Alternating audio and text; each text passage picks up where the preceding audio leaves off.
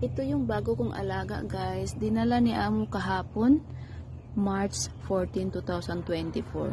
Yan, 'di ba? Sa malayo siya tingnan, yung tangkay niya para siyang star, 'di ba? Parang star, oh. Star, star, star, star, star. Para siyang ayan, nai-inlove na naman ako sa mga flowers. Ganito pala yung flowers niya, guys. Oh, puti.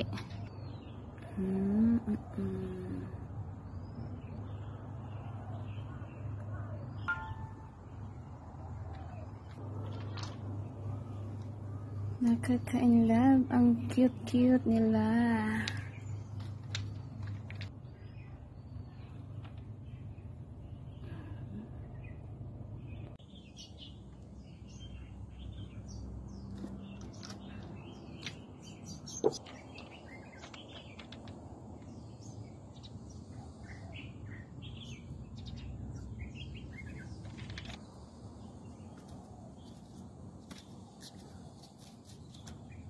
Good.